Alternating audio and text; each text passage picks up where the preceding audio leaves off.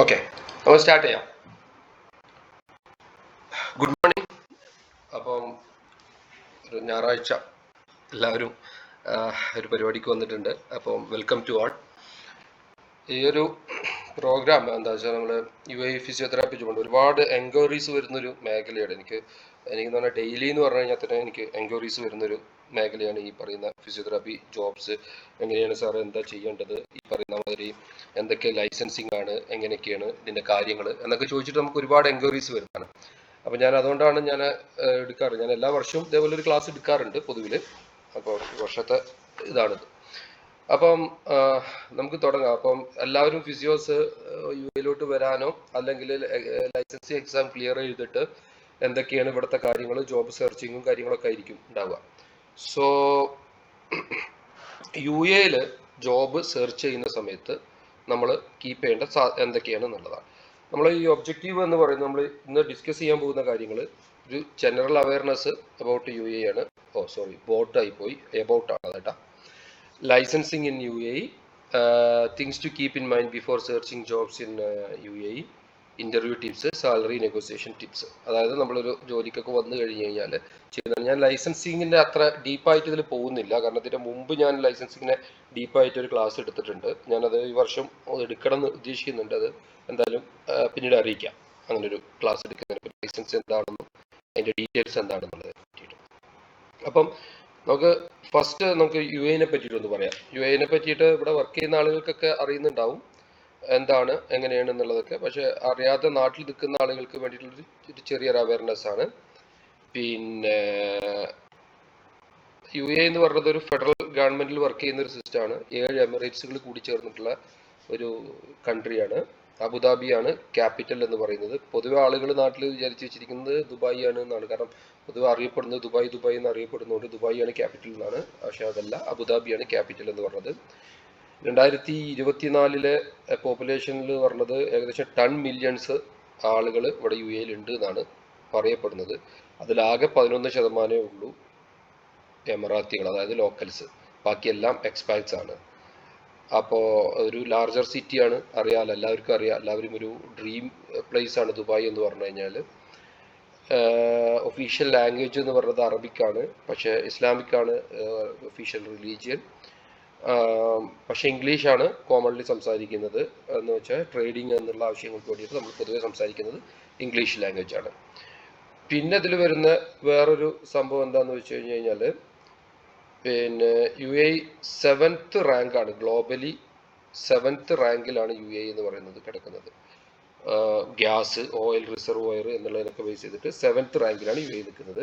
7 Emirates ആണെന്ന് ഞാൻ പറഞ്ഞു. ഇപ്പം നമ്മളെ നാട്ടിൽ ഇന്ത്യയിൽ പറയുന്ന മാതിരി 26 സ്റ്റേറ്റുകൾ അല്ലെങ്കിൽ 28 സ്റ്റേറ്റുകൾ എന്ന് പറയുന്ന മാതിരി ഇവിടെ 7 എമിറേറ്റ്സ് ആണുള്ളത്. Abu Dhabi, Dubai, Sharjah, Ajman, Umm Al Quwain, Ras Al Khaimah and Fujairah. അങ്ങനെ 7 എമിറേറ്റ്സുകളാണുള്ളത്. ഈ 7 എമിറേറ്റ്സുകളെ പറ്റി പറയുന്നത് എന്തുകൊണ്ടാണെന്ന് വെച്ച് കഴിഞ്ഞാൽ, ഇപ്പോൾ ഇവിടുത്തെ അത് നെക്സ്റ്റ് സ്ലൈഡിൽ നിങ്ങൾക്ക് മനസ്സിലാവും എന്തുകൊണ്ടാണ് 7 എമിറേറ്റ്സുകൾ നമ്മൾ ഇങ്ങനെ പറയാനുള്ള കാരണം എന്നുള്ളത് ഉദ്ദേശിക്കുന്നത്. ഓക്കെ, ഇതാണ് ജനറലി ഒരു യുഎഇനെ പറ്റിയിട്ട് നമുക്ക് പറയാനുള്ളത്. പിന്നെ യുഎഇ ബോർഡർ ഷെയർ ചെയ്യുന്നത് സൗദിയുമായിട്ടും ഒമാനുമായിട്ടൊക്കെ ബോർഡേഴ്സ് ഷെയർ ചെയ്യുന്നുണ്ട്. ഓക്കെ, നമ്മൾ work as a physiotherapist in the UAE, requirement and tips, ഇതാണ് നമ്മുടെ ടോപ്പിക്സ്. അപ്പം നമ്മൾ ആദ്യം requirement to get a job എന്നുള്ളതാണ്. നമുക്കൊരു ജോലി കിട്ടുക എന്നുള്ളതാണല്ലോ നമ്മളെ ഏറ്റവും പ്രൈമറി. അല്ലാതെ നമ്മളിവിടെ വരുന്നത് പിന്നെ വിസിറ്റിങ്ങിന് വരുന്നവരുണ്ടാവും, ഇല്ലയെന്ന് ഞാൻ പറയുന്നില്ല. പക്ഷേ ആസ് എ ഫിസിയോതെറാപ്പിസ്റ്റ് എന്നുള്ള രീതിയിൽ നമ്മളെ പ്രൈമറി എയിം എന്ന് പറഞ്ഞു കഴിഞ്ഞാൽ ഇവിടെ ഒരു ജോലി കിട്ടുക എന്നുള്ളതാണ്. അപ്പോൾ ഈ ജോലി കിട്ടണമെന്ന് നമുക്ക് എന്തൊക്കെ കാര്യങ്ങളാണ് ജോലിക്ക് വേണ്ടത് എന്നുള്ളതാണ് അതിൻ്റെ ഒരു ചോദ്യം. അപ്പോൾ നമുക്ക് ആദ്യം വേണ്ടത്, നമുക്ക് എല്ലാവർക്കും അറിയാം, ലൈസൻസ് ഓർ എലിജിബിലിറ്റി ലെറ്റർ ആണ് നമുക്ക് വേണ്ടത്. ഇവിടെ വർക്ക് ചെയ്യണമെന്നുണ്ടെങ്കിൽ പ്രൈമറി നമുക്ക് വേണ്ട സാധനമാണ്. നമ്മൾ ഇന്ത്യയിൽ കറൻ്റ്ലി ഇല്ലാത്തതും നമുക്ക് ഈ യുഎഇയിൽ വേണ്ടതും, അത് ഔട്ട് ഓഫ് ഇന്ത്യയിൽ നമുക്ക് വേണ്ടതുമായിട്ടുള്ള മെയിൻ ആയിട്ടുള്ള സാധനമാണ് licence and or eligibility letter. പിന്നെ നമുക്ക് നല്ല ഒരു CV അല്ലെങ്കിൽ റെസ്യൂം വേണം. പിന്നെ നമ്മളെ സർട്ടിഫിക്കറ്റ്സ്, നമുക്ക് എലിജിബിൾ ആയിട്ടുള്ള എല്ലാ സർട്ടിഫിക്കറ്റുകളും വേണം. ഇതെല്ലാം എല്ലാവർക്കും അറിയുന്ന കാര്യങ്ങളാണ് പൊതുവിൽ. What else? അതോടെയാണ് നമ്മളെ ഈ ഒരു വെബിനാറിൻ്റെ ഇമ്പോർട്ടൻസ് പറഞ്ഞത്. എന്താണ് ബാക്കിയുള്ളത് എന്നുള്ളത്. So licence and eligibility. First question അതാണ്, ലൈസൻസ് ആൻഡ് എലിജിബിലിറ്റി. എന്താണ് ലൈസൻസും എലിജിബിലിറ്റിയും തമ്മിലുള്ള വ്യത്യാസം? What is the difference between licence and eligibility? Anybody having any idea about licence and eligibility?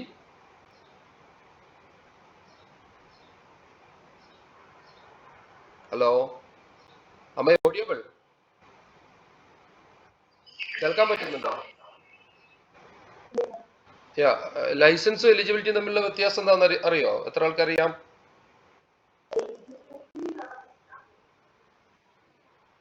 Exactly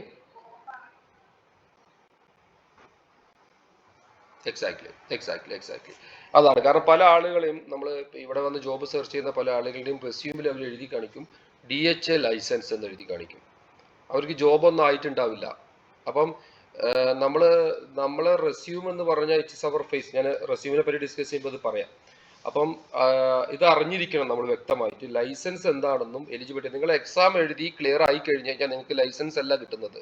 നിങ്ങൾക്ക് കിട്ടുന്ന സാധനം എലിജിബിലിറ്റി ലെറ്റർ ആണ്. അതായത് നിങ്ങൾ ഇവിടെ വർക്ക് ചെയ്യാൻ അല്ലെങ്കിൽ ആ അതോറിറ്റിയുടെ അണ്ടറിൽ വർക്ക് ചെയ്യാൻ നിങ്ങൾ എലിജിബിൾ ആയി എന്നാണ്.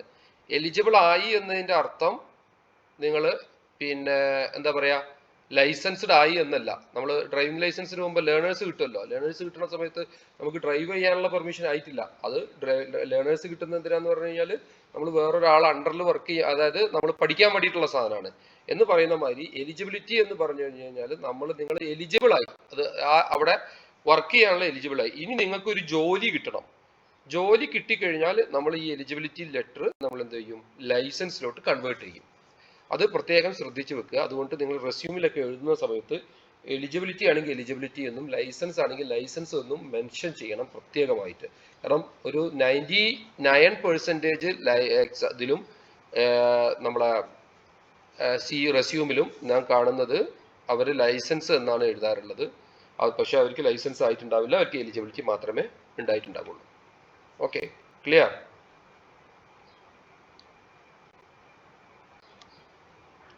ഓക്കെ, പിന്നെ നമ്മൾ UAE വരുന്ന സമയത്ത് ഇവിടെയുള്ള ഏതൊക്കെ ലൈസൻസിങ് അതോറിറ്റിയാണുള്ളത്?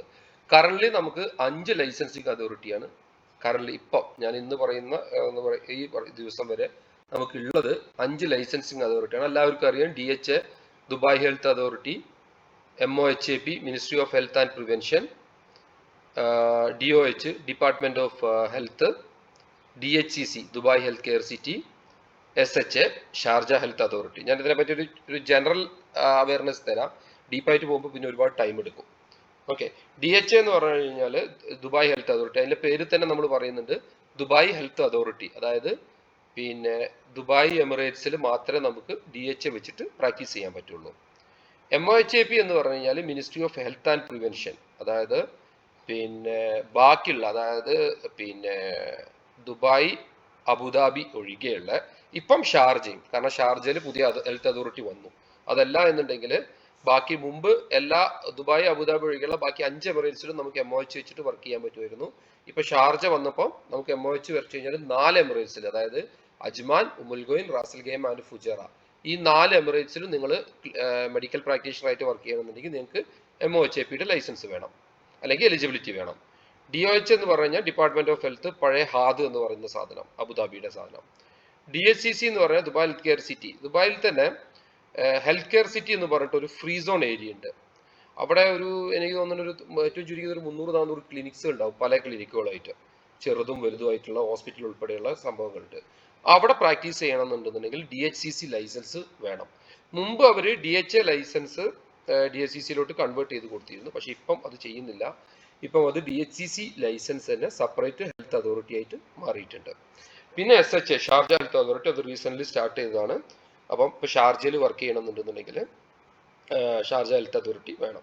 ഇതിൽ ഇപ്പം ഞാൻ പറഞ്ഞിട്ടുള്ള 5 ഹെൽത്ത് അതോറിറ്റിയിലും ഈ സുപ്രീം പവർ ഉള്ള ഹെൽത്ത് അതോറിറ്റി എന്ന് പറയുന്നത് MOHAP ആണ്. ഇപ്പൊ നമ്മുടെ നാട്ടിൽ നമ്മൾ സെൻട്രൽ ഗവൺമെന്റും സ്റ്റേറ്റ് ഗവൺമെന്റും പറയുന്ന മാതിരി സ്റ്റേറ്റിന് സ്റ്റേറ്റിൻ്റെതായിട്ടുള്ള അതോറിറ്റി ഉണ്ട്, സെൻട്രലുണ്ട്. അപ്പൊ സെൻട്രൽ ഒരു ഡിസിഷൻ പറഞ്ഞു കഴിഞ്ഞു കഴിഞ്ഞാൽ അത് എല്ലാ സ്റ്റേറ്റിനും ബാധകമാണ്.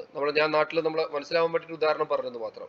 എന്ന് പറയുന്ന മാതിരി ഇവിടുത്തെ പ്രൈം അതോറിറ്റി എന്ന് പറയുന്നത് MOHAP ആണ്. അവരാണ് സെൻട്രൽ ഗവൺമെന്റ്, ഫെഡറൽ ഗവൺമെന്റിന്റെ അണ്ടറിൽ വരുന്ന അതോറിറ്റി. അവരൊരു ഒരു ഡിക്ലറേഷൻ അല്ലെങ്കിൽ ഒരു ഡിസിഷൻ എടുത്തു കഴിഞ്ഞു കഴിഞ്ഞാൽ ബാക്കി എല്ലാ അതോറിറ്റിയും അത് ഫോളോ ചെയ്യേണ്ടി വരും. അതാണ് ഇവിടെ MOHAP. പിന്നെ ഇന്നലെ എനിക്കൊരാൾ നമ്മുടെ ഗ്രൂപ്പിൽ തന്നെ മെസ്സേജ് അയച്ചത്, പേഴ്സണൽ മെസ്സേജ് അയച്ചിരുന്നു. പിന്നെ ഈ ലൈസൻസിന്റെ കൺവേർഷനെ പറ്റി ഞാൻ ജസ്റ്റ് ഒന്ന് പറഞ്ഞു പോകാം. കാരണം ഇതിൽ ഇരുന്ന് കഴിഞ്ഞ് കഴിഞ്ഞാൽ ഇത് ചിലപ്പോൾ 1 മണിക്കൂർ 2 മണിക്കൂർ പറയേണ്ട ഒരു ടോപ്പിക്കുകളുണ്ട് ഇതിൽ. അപ്പം ഇപ്പം കറണ്ട് സിറ്റുവേഷൻ ഞാൻ ജസ്റ്റ് ഒന്ന് പറഞ്ഞിട്ട് പോവാം ഒരു അവയർനെസ്സിന് വേണ്ടിയിട്ട്. കറന്റ് DHA ലൈസൻസ് നിങ്ങൾക്ക് DHA എലിജിബിലിറ്റി നിങ്ങളടുത്ത് കിട്ടിക്കഴിഞ്ഞാൽ, അതായത് എക്സാം എഴുതി നിങ്ങൾ എലിജിബിൾ ആയി കഴിഞ്ഞു കഴിഞ്ഞാൽ കറന്റ് DHA എലിജിബിലിറ്റി നിങ്ങൾക്ക് MOH കൺവേർട്ട് ചെയ്യാം. No need to write the exam.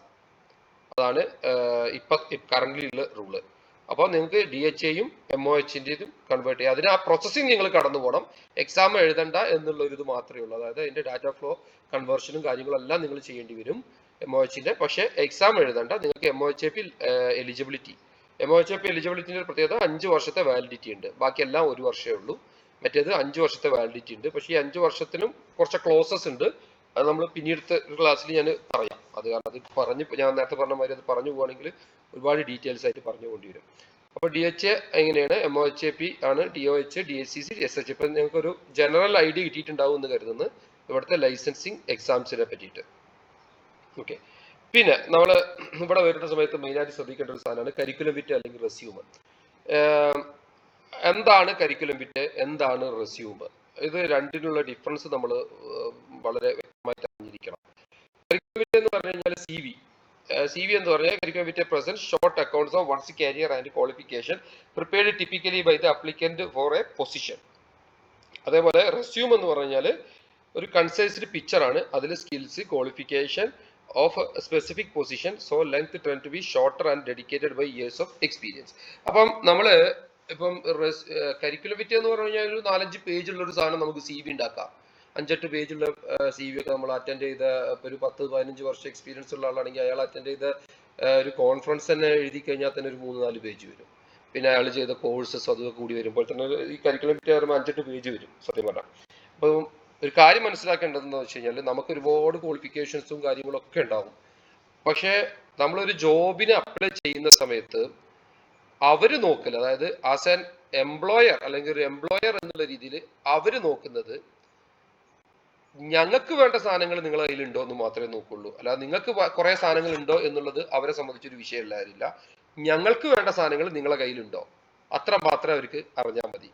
അപ്പോൾ അതായത് ഞങ്ങൾ പറയുന്ന ക്വാളിഫിക്കേഷൻസ് നിങ്ങളെ കയ്യിൽ ഉണ്ടെങ്കിൽ അത് മതി അവർക്ക്. അതല്ലാതെ നിങ്ങളുടെ കയ്യിൽ കുറേ സർട്ടിഫിക്കറ്റ്സും കുറേ കാര്യങ്ങളുണ്ട് എന്നുള്ളതൊന്നും ഇവരെ ബാധിക്കുന്ന ഒരു വിഷയമേ അല്ല. ഞാൻ പറഞ്ഞത് മനസ്സിലായിട്ടുണ്ടാവുമെന്ന് കരുതുന്നത്. അപ്പോൾ അതുകൊണ്ട് എപ്പോഴും നിങ്ങൾ റെസ്യൂം എന്ന് പറയുന്ന ഇതിനാണ് ഇമ്പോർട്ടൻസ് കൊടുക്കേണ്ടത്. നമ്മൾ ഇതിനല്ല ഇമ്പോർട്ടൻസ് കൊടുക്കേണ്ടത്. ഓക്കെ, ഒന്നത്. രണ്ടാമത്, എന്തുകൊണ്ടാണ് ഈ കരിക്കുലം വിറ്റ് റെസ്യൂം എന്ന് പറയുന്നത് ഇമ്പോർട്ടൻ്റ് ആണ് എന്നും കൂടി ഞാൻ പറഞ്ഞുതരാം. ഈ why resume is very important. 2023 Khaleej Times, ഇവിടുത്തെ ഫേമസ് പത്രമാണ്, അതിൽ വന്നിട്ടുള്ള ന്യൂസസ് ആണ്. അതൊന്ന് കണ്ടു നോക്കിയേ. ഫസ്റ്റ് സ്ലൈഡിൽ തന്നെ അതിൽ കാണുന്നത് why 90% of job seekers CV are rejected even before reaching hiring manager. അതായത് നമുക്ക് ഏകദേശം ഒരു ജോബ് വേക്കൻസി നമ്മൾ റിപ്പോർട്ട് ചെയ്ത് കഴിഞ്ഞാൽ ഏറ്റവും ചുരുങ്ങിയത് ഒരു 200, 400, 500 റെസ്യൂംസ് നമ്മൾ എത്തും. അപ്പം ഈ റെസ്യൂംസ് അല്ലെങ്കിൽ CV എത്തും. അപ്പൊ ഇതൊന്നും ഇപ്പം നമ്മൾ പറയുമ്പോൾ നിങ്ങൾ അപ്ലൈ ചെയ്യുന്ന ആളുകളെല്ലാവരും ചിലപ്പോൾ നല്ല ക്വാളിഫൈഡ് ആയിട്ടുള്ള ആളുകളായിരിക്കും. പക്ഷെ ഈ ക്വാളിഫൈഡ് ആയിട്ടുള്ള ആളുകളെ റെസ്യൂം ഒന്നും കൺസേൺഡ് പേഴ്സന്റെ കയ്യിൽ എത്താത്തൊരവസ്ഥ ഉണ്ട്. അപ്പം അത് വലിയൊരു ഫാക്ടറാണ് ഈ വിഷയത്തിൽ. അപ്പം അതാണ് നമ്മൾ ഇതിൽ മെയിനായിട്ട് നോക്കേണ്ട ഒരു വിഷയം. അപ്പം 90% ഓഫ് അപ്ലിക്കേഷൻസും നമ്മളെ ഹയറിംഗ് മാനേജറുടെ കയ്യിൽ എത്തുന്നില്ല. അതിന്റെ മുമ്പ് തന്നെ അത് പോവുകയാണ്. ഇപ്പൊ കാരണം ഇപ്പൊ AI ഒക്കെ വെച്ചിട്ടാണ് ഇപ്പം റെസ്യൂം ഇത് ചെയ്യുന്നത്. അപ്പൊ അവര് AI നോക്കുന്ന സമയത്ത് അവര് പറയുന്ന കുറെ സ്കില്ലുകൾ ഉണ്ടാവും. ആ സ്കില്ല് ഒക്കെ നിങ്ങളുടെ റെസ്യൂമിൽ ഉണ്ടെങ്കിൽ മാത്രമേ നിങ്ങളിത് റെസ്യൂം എന്ന് പറയുന്ന സാധനം അല്ലെങ്കിൽ CV എന്ന് പറയുന്ന സാധനം ഷോർട്ട് ലിസ്റ്റിൽ തന്നെ പോവുള്ളൂ. അപ്പം പിന്നെ അങ്ങനെ ഷോർട്ട് ലിസ്റ്റ് പോയാൽ മാത്രമേ നമുക്ക് ചാൻസസ് ഉള്ളൂ.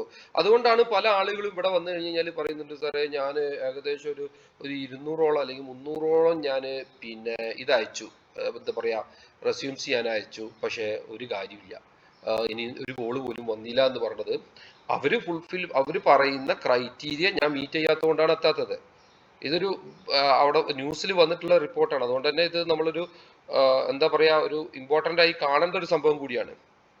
ഓക്കെ, അപ്പം നമ്മൾ റെസ്യൂം എപ്പോഴും ആപ്റ്റ് ആയിട്ട് അവർ ജോബിന്, അതായത് ഒറ്റ റെസ്യൂം വെച്ചിട്ട് തന്നെ എല്ലായിടത്തും അപ്ലൈ ചെയ്യാതെ അതാത് ജോബിനനുസരിച്ചിട്ട് നമ്മൾ റെസ്യൂംസിൽ ചേഞ്ചസ് വരുത്തി കൊണ്ടുവരിക. അതാണ് ഏറ്റവും ഇമ്പോർട്ടൻ്റ് ആയിട്ടുള്ള ഒരു കാര്യം. ഓക്കെ, റെസ്യൂം എന്താണ്? റെസ്യൂമിൽ എന്തൊക്കെയാണ് വേണ്ടത്? റെസ്യൂമിൽ നമ്മൾ ഐഡിയൽ എന്ന് പറയുന്നത് ഒരു 1 പേജാണ്.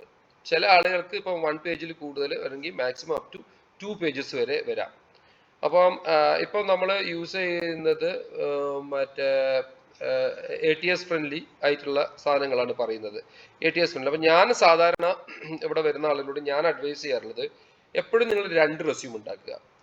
ഒന്ന് ATS ഫ്രണ്ട്ലി റെസ്യൂമും ഒന്ന് നോർമൽ റെസ്യൂമും. അതെന്തുകൊണ്ടാന്ന് പറഞ്ഞു കഴിഞ്ഞാൽ ഈ ATS ഫ്രണ്ട്ലി റെസ്യൂംസ് ഒക്കെ സാധാരണ അതിൽ കോർപ്പറേറ്റ് കമ്പനികളാണ് സാധാരണഗതിയിൽ നോക്കുക. വലിയ വലിയ കോർപ്പറേറ്റ് ടീംസ് ഉണ്ട്. ഇപ്പോൾ NMC അല്ലെങ്കിൽ ആസ്റ്റർ അങ്ങനെയൊക്കെ പോലുള്ള വലിയ കോർപ്പറേറ്റ് ടീംസ് ആണ് ഈ പിന്നെ ATS ഫ്രണ്ട്ലി വെച്ചിട്ട് ചെയ്യാറുള്ളത്. കാരണം അവർക്ക് ഒരു അപ്ലിക്കേഷൻ വിളിച്ചു കഴിഞ്ഞാൽ ഏറ്റവും ചുരുങ്ങിയത് 500, 600, 1000 റെസ്യൂംസ് വരും. ഈ റെസ്യൂം എല്ലാം ഒരു HR ഒരാൾ ഇരുന്ന് നോക്കുക എന്ന് പറഞ്ഞു കഴിഞ്ഞാൽ practically it is not possible.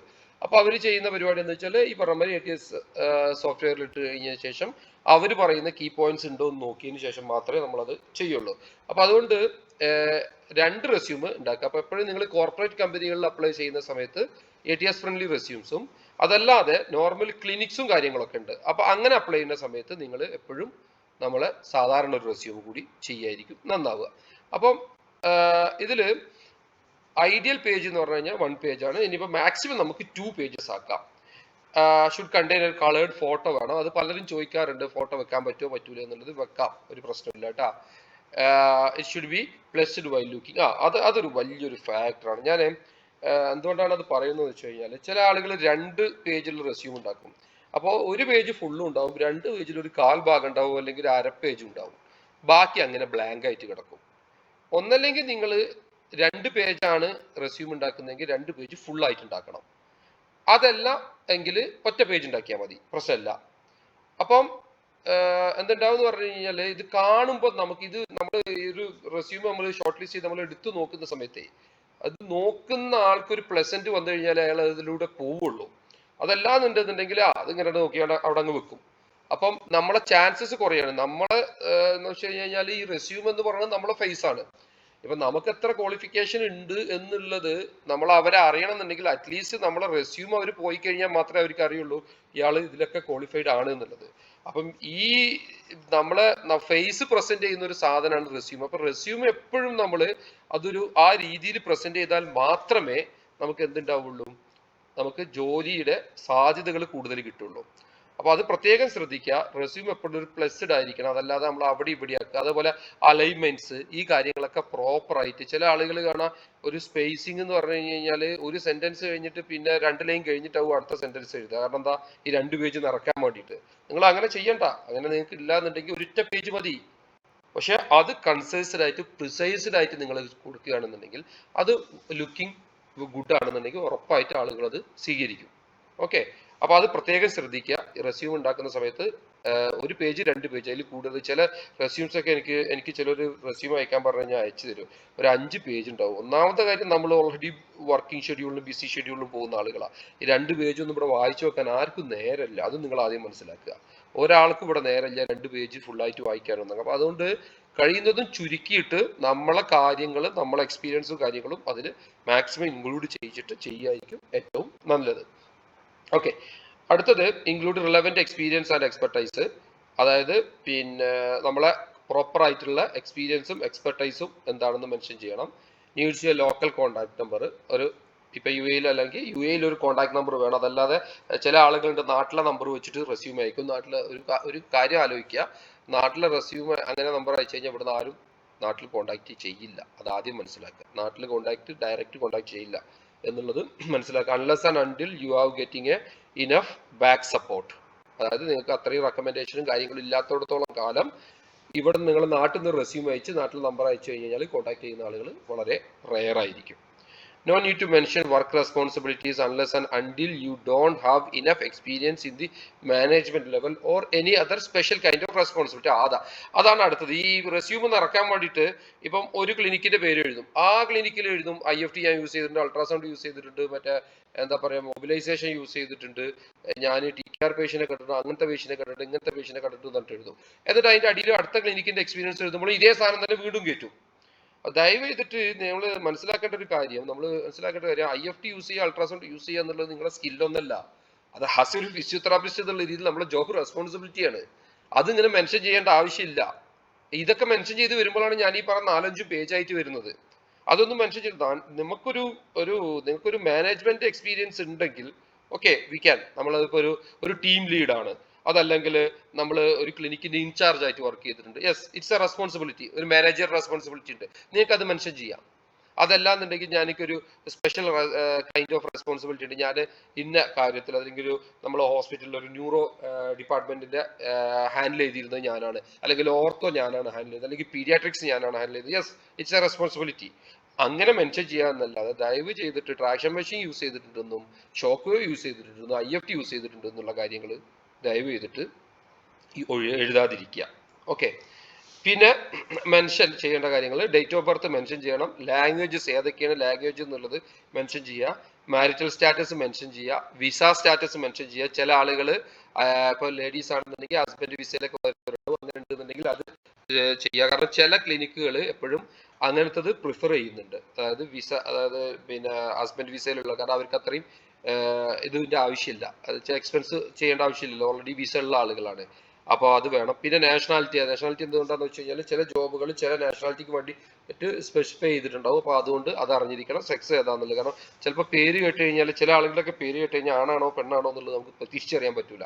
അപ്പോൾ അത് ക്ലിയർ ചെയ്യാൻ വേണ്ടിയിട്ട് മെൻഷൻ ചെയ്യുക. കാരണം ചില ജോബ്സ് ചിലപ്പോൾ ഫീമെയിൽസിന് റിസർവ് ചെയ്തിട്ടുണ്ടാവും, ചില അത് മെയിൽസിനായിരിക്കും. അപ്പോൾ അതൊക്കെ നമ്മുടെ റെസ്യൂമിൽ ഈ പറയുന്ന സാധനങ്ങളെല്ലാം മെൻഷൻ ചെയ്തിട്ട് വേണം പോകാൻ. പിന്നെ അടുത്തത് mention only the expert and expertise what you have or don't copy and paste. ഇത് വലിയൊരു കാര്യമാണ്. കാരണം ഇത് ഞാനിത് പറയാനുള്ള കാരണം എന്താ വെച്ചാൽ ഞാൻ പണ്ട് ചെയ്തിട്ടുണ്ട്, അതുകൊണ്ടാണ് ഞാനത് ഇത്ര എടുത്ത് പറയാൻ കാരണം. പണ്ടൊക്കെ ഞാൻ BBT കഴിഞ്ഞിട്ട് നമുക്ക് ഇങ്ങനെ റെസ്യൂം ഉണ്ടാക്കേണ്ടതോ CV ഉണ്ടാക്കേണ്ടതെന്ന് അറിയില്ല. അപ്പോൾ നമ്മളെ സീനിയേഴ്സിനോട് ചോദിക്കും. അപ്പോൾ സീനിയേഴ്സ് അവർ റെസ്യൂം അയച്ചു തരുമ്പോൾ കിടക്കട്ടെ എന്നാ പിന്നെ അവനുള്ളതൊക്കെ എനിക്കുണ്ടല്ലോ എന്നും പറഞ്ഞിട്ട് നമ്മൾ ഇതൊക്കെ അങ്ങ് ആഡ് ചെയ്യും. അപ്പം അതില് പുള്ളി വർക്ക് ചെയ്ത് ചിലപ്പോൾ വേറെ ഏതെങ്കിലും വലിയ ഹോസ്പിറ്റൽ സെറ്റപ്പിലായിരിക്കും, നമ്മൾ വർക്ക് ചെയ്യുന്ന ഒരു ചെറിയ ക്ലിനിക്കൽ സെറ്റപ്പിലായിരിക്കും. അപ്പോൾ ഇതിലുണ്ടാവും കുറെ ഉണ്ടാവും ICU പേഷ്യന്റ് നോക്കിയിട്ടുണ്ട്, ഇതൊക്കെ കട്ടൻ കോപ്പി അടിച്ചിട്ട് അങ്ങ് കയറ്റി വിടും. അപ്പൊ അത് ഒരു കാരണവശാലും ചെയ്യരുത്. നമുക്ക് എന്താണോ നിങ്ങളെ എക്സ്പീരിയൻസ്, നിങ്ങൾക്ക് എന്താണോ ഉള്ളത് അത് മാത്രം മെൻഷൻ ചെയ്യുക. കാരണം എന്തുകൊണ്ടാന്ന് വെച്ച് കഴിഞ്ഞാല് ചില നല്ല ഫേമിൽ നിങ്ങൾ ഇന്റർവ്യൂവിന് പോകുന്ന സമയത്ത് അവർ നിങ്ങളെ റെസ്യൂം എടുത്ത് മുന്നിൽ വെക്കും. നിങ്ങളെ റെസ്യൂം എടുത്ത് മുന്നിൽ വെച്ചിട്ട് അതിൽ നോക്കിയിട്ടാണ് അവർ ക്വസ്റ്റ്യൻസ് വരിക. നിങ്ങൾ ഇന്നതിൽ എക്സ്പേർട്ട് ആണ്, okay what kind of expertise you have, അല്ലെങ്കിൽ what kind of management how you are doing, or what kind of if a patient come with these conditions with these expertise how you will manage. അപ്പൊ അങ്ങനെയുള്ള questions ഒക്കെ വരുന്ന സമയത്ത് നമ്മൾ അവിടെ കിടന്ന് ബബ്ബ പഠിക്കുമ്പോൾ അവർക്ക് കറക്റ്റ് മനസ്സിലാവും നിങ്ങൾക്ക് ഇത് എക്സ്പീരിയൻസ് ഇല്ലാതെ നിങ്ങളിത് വെറുതെ വെച്ചിട്ടുള്ള ഒരു സാധനമാണ് എന്നുള്ളത് അവർക്ക് വ്യക്തമായിട്ട് മനസ്സിലാവും. അപ്പൊ നമ്മൾ അടിക്കാനുള്ള ഒരു വടി ബാക്കിയുള്ളവരെ കയ്യിൽ ഒരു കാരണവശാലും കൊണ്ടുപോയിട്ട് കൊടുക്കാതിരിക്കുക. അത് പ്രത്യേകം നമ്മൾ ശ്രദ്ധിക്കേണ്ട ഒരു വിഷയമാണ്. അതുകൊണ്ട് എന്താണോ നിങ്ങൾക്കുള്ളത് അത് മാത്രം വെക്കുക, ഇല്ലാത്തൊരു സാധനം മറ്റുള്ളവരുടെ കയ്യിൽ നിന്ന് കോപ്പി അടിച്ചിട്ടോ അല്ലെങ്കിൽ കടം മേടിച്ചിട്ടോ വെക്കാതിരിക്കുക. അത് പണി നിങ്ങൾക്ക് കിട്ടും. പിന്നെ field of interest only in the relevant areas. Okay. അടുത്ത field of interest. Field of interest ചില ആളുകൾ ഫീൽഡ് ഓഫ് ഇൻട്രസ്റ്റ് എന്താ, പിന്നെ എന്താ ക്രിക്കറ്റ് കളിക്കുക, അതല്ലെങ്കിൽ മറ്റേ പാട്ട് പാടുക, അതല്ലെങ്കിൽ ട്രാവൽ ചെയ്യുക. ഇതൊക്കെയാണ് ഓരോരുത്തരുടെ ഫീൽഡ് ഓഫ് ഇൻട്രസ്റ്റ് എന്ന് പറയുന്നത്. ഫീൽഡ് ഓഫ് ഇൻട്രസ്റ്റ് എന്ന് പറയുന്നത് അതല്ല, നമ്മളെ എന്താ പറയാ ഫീൽഡുമായി ബന്ധപ്പെട്ടിട്ട് നമ്മളെ പ്രൊഫഷനുമായി ബന്ധപ്പെട്ടിട്ട് എന്തൊക്കെയാണോ നമുക്കുള്ള ഇൻട്രസ്റ്റുകൾ. അതായത് ചില ആളുകൾക്ക് ചിലപ്പം അവർ മസ്കുലോസ്കെലിറ്റൽ കേസ് ഹാൻഡിൽ ചെയ്യാനായിരിക്കും താല്പര്യം, ചില ആളുകൾക്ക് പീഡിയാട്രിക് കേസ് ഹാൻഡിൽ ചെയ്യാനായിരിക്കും, ചിലപ്പോൾ ന്യൂറോ കേസ് ആയിരിക്കും. അപ്പോൾ അതൊക്കെയാണ് നിങ്ങളെ ഫീൽഡ് ഓഫ് ഇൻട്രസ്റ്റ്. അല്ലാതെ ചില ആളുകളെ റെസ്യൂമിൽ ഞാനത് കണ്ടിട്ടുണ്ട്, അതുകൊണ്ടാണ് ഞാനത് പറയാൻ കാരണം. ക്രിക്കറ്റ് കളിയൊക്കെയാണ് ഓരോരുത്തർക്ക് ഫീൽഡ് ഓഫ് ഇൻട്രസ്റ്റ്, ഫിസിയോതെറാപ്പിസ്റ്റിന്റെ ഫീൽഡ് ഓഫ് ഇൻട്രസ്റ്റ് എന്ന് പറയുന്നത്. അപ്പോൾ അത് പ്രത്യേകം ശ്രദ്ധിക്കുക. പിന്നെ അതേപോലെ തന്നെ ഹോബീസ് വരുമ്പോൾ നമ്മളെ പ്രൊഫഷനുമായി ബന്ധപ്പെട്ടിട്ട് വല്ലതുണ്ടെങ്കിൽ കഴിയുന്നത് മെൻഷൻ ചെയ്യുക, അല്ലാന്നുണ്ടെങ്കിൽ അത് ഒഴിവാക്കുകയാണ് നല്ലത്. ഓക്കെ. പിന്നെ അതുപോലെ തന്നെ ഫീൽഡ് ഓഫ് ഇൻട്രസ്റ്റ് 2 3 വെച്ചാൽ മതി, ഒരുപാടൊന്നും വെച്ച് ആക്കണ്ട. കാരണം ചില ആളുകൾക്ക് എല്ലാ ഫീൽഡിലും ഇൻട്രസ്റ്റ് ഉണ്ട്. ചില റെസ്യൂം കാണുന്ന സമയത്ത് നമുക്ക് കാണാം ഓർത്തോ ഇൻട്രസ്റ്റഡ് ആണ്, ന്യൂറോ ഇൻട്രസ്റ്റഡ് ആണ്, പീഡിയാട്രിക് ഇൻട്രസ്റ്റഡ് ആണ്, ഗൈനക് ഇൻട്രസ്റ്റഡ് ആണ്. അപ്പൊ ഞാൻ ആലോചിക്കും പഠിച്ചോണ്ട് ഇതിപ്പോ ഇൻട്രസ്റ്റ് ഇല്ലാത്ത സാധനം ഏതാണ്ട് തപ്പലാണ് പിന്നെ പണി നമുക്ക്. കാരണം എല്ലാവരും ഇൻട്രസ്റ്റാ. അത് വെക്കാതിരിക്കുക കഴിയുന്നതും. അതായത് നമ്മൾ ഏത് ഫേമിലാണോ നമ്മൾ അപ്ലൈ ചെയ്യുന്നത് ആ ഫേമിന് എന്താണോ ചോദിച്ചിട്ടുള്ളത് അതിനനുസരിച്ച് നമ്മൾ റെസ്യൂം മോഡിഫൈ ചെയ്തിട്ട് വേണം നമ്മൾ അയക്കാൻ. അതല്ലാതെ ഒറ്റ റെസ്യൂം ഉണ്ടാക്കിയാണ്ട് നാട്ടുകാർക്ക് മുഴുവൻ അയക്കലല്ല ചെയ്യേണ്ടത്. ഓക്കെ, അത് പ്രത്യേകം ശ്രദ്ധിക്കേണ്ട ഒരു കാര്യമാണ്. നമ്മൾ അവർ ചോദിച്ചിട്ടുള്ള എക്സ്പെർട്ടൈസ് ലെവലിലോട്ട് നമ്മൾ റെസ്യൂം കൺവേർട്ട് ചെയ്തതിന് ശേഷം മാത്രം അയക്കുക. അത് പ്രത്യേകം ശ്രദ്ധിക്കില്ല എന്നുണ്ടെങ്കിൽ നമ്മളത് അവർ ഷോർട്ട് ലിസ്റ്റിൽ വരില്ല. ഓക്കെ, പിന്നെ നമ്മൾ എന്തെങ്കിലും സ്പെഷ്യലൈസ്ഡ് കോഴ്സസ് ചെയ്തിട്ടുണ്ട്. യെസ്,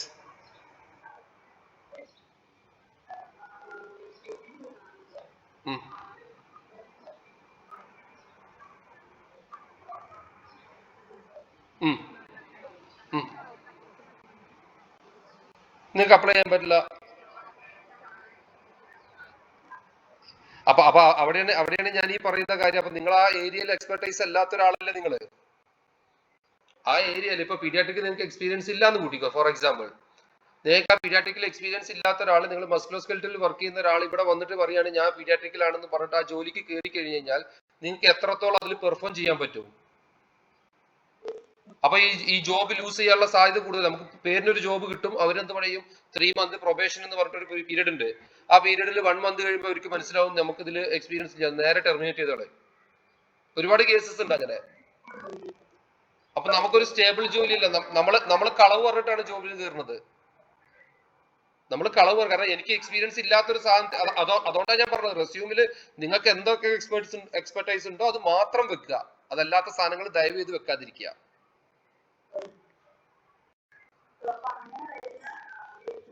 കണ്ടുപിടിച്ചിട്ട് അതിൽ അപ്ലൈ ചെയ്യുക. അവിടെയാണ് നിങ്ങളെ റിലവൻസ് എന്ന് പറഞ്ഞത്. അല്ലാതെ എല്ലാവരും കയറി ജനറലി അപ്ലൈ ചെയ്യാതെ നമ്മളെ ഏരിയ ഓഫ് എക്സ്പെർട്ടൈസ്. കാരണം നമുക്ക് അറിയാത്തൊരു ഫീൽഡിൽ നമുക്ക് വർക്ക് ചെയ്യാൻ പറ്റില്ല, അല്ലെങ്കിൽ നമുക്ക് എക്സ്പീരിയൻസ് അല്ലാത്തൊരു ഫീൽഡ് നമുക്ക് വർക്ക് ചെയ്യാൻ പറ്റില്ല. അത് നിങ്ങൾക്ക് എന്ത് കഴിഞ്ഞാലും ഇപ്പൊ നമ്മൾ ജോയിൻ ചെയ്ത് കഴിയുമ്പോൾ അത് മനസ്സിലാവുക. ജോയിൻ ചെയ്യുമ്പോൾ നമ്മൾ വിചാരിക്കും ഒന്നും കുഴപ്പമില്ല ചെയ്യാൻ പറ്റുന്നു. പക്ഷെ ജോയിൻ ചെയ്ത് കഴിഞ്ഞ് കഴിഞ്ഞാൽ, കാരണം നിങ്ങളൊരു കാര്യം മനസ്സിലാക്കേണ്ട കാര്യം, അപ്പൊ നമ്മൾ ഇന്ത്യയിൽ നിൽക്കുന്ന സമയത്ത് നമ്മൾ ഇന്ത്യയിലുള്ള, അല്ലെങ്കിൽ നിങ്ങൾ കേരളത്തിലാണ് വർക്ക് ചെയ്യുന്നുണ്ടെങ്കിൽ കേരളത്തിലുള്ള ഒരു ആളുകളുമായിട്ട് ഞങ്ങൾ കോമ്പറ്റീഷൻ വരുന്നത്. നിങ്ങൾ യു എ പോലുള്ള ഒരു രാജ്യത്ത് വരുമ്പോൾ ഒരു ഇന്റർനാഷണൽ കാൻഡിഡേറ്റ്സുമായിട്ടാണ് നിങ്ങൾ കോമ്പറ്റീഷൻ ചെയ്യുന്നത്. അപ്പൊ പല രാജ്യത്തു നിന്ന് വരുന്ന ആളുകളുമായിട്ട് പറഞ്ഞാൽ അവരൊക്കെ പല കാര്യത്തിലും എക്സ്പെർട്ടൈസ് ആയിട്ടുള്ള ആളുകളുണ്ട്. അപ്പം അവരുമായിട്ടാണ് നിങ്ങൾ കോമ്പിറ്റന്റ് ആവുന്നത്. So you should be competent. Okay, so അത് എനി സ്പെഷ്യലൈസേഷൻ കോഴ്സ് മെൻഷൻ ചെയ്യണം. നമ്മളിപ്പോ എന്തെങ്കിലുമൊക്കെ നിങ്ങൾ സ്പെഷ്യലൈസ് ചെയ്തിട്ടുള്ള കോഴ്സുകൾ ഉണ്ട് എന്നുള്ളത് അത് മെൻഷൻ ചെയ്യാം. പിന്നെ make the necessary changes in the resume according to ഇത്. അത് ഞാൻ നേരത്തെ പറഞ്ഞ വിഷയമാണത്. നമ്മൾ ഏതെങ്കിലും ജോബിനനുസരിച്ചിട്ട് അത് പിന്നെ ഇത് ചെയ്യാന്നുള്ളത്. അതുപോലെ റെസ്യൂം അയക്കുന്ന സമയത്ത് എപ്പോഴും ഒരു കവറിംഗ് ലെറ്റർ വെച്ചിട്ട് റെസ്യൂം അയക്കാൻ ശ്രമിക്കുക. അതായിരിക്കും ഏറ്റവും ബെസ്റ്റ്. അതാണ് അതിൻ്റെ ഒരു പ്രൊഫഷണൽ വേ എന്നുള്ളത്. ഒരു ഷോർട്ട് കവറിംഗ് ലെറ്റർ കൂടി മെൻഷൻ ചെയ്തിട്ട് വേണം എപ്പോഴും നമ്മൾ റെസ്യൂം അയക്കാൻ.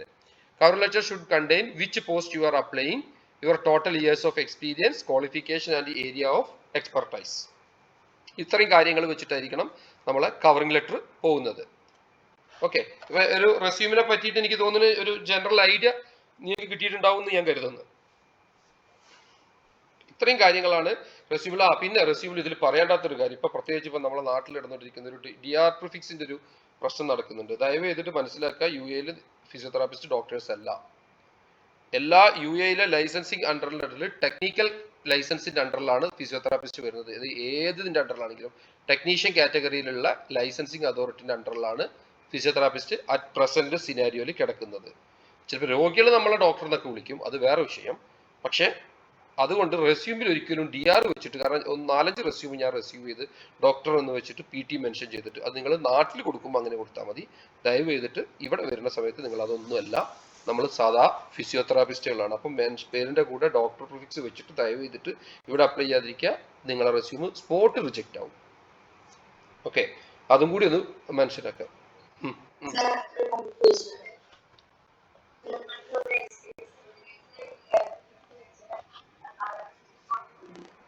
ഏത് വെച്ചോണ്ട് കുഴപ്പമില്ല.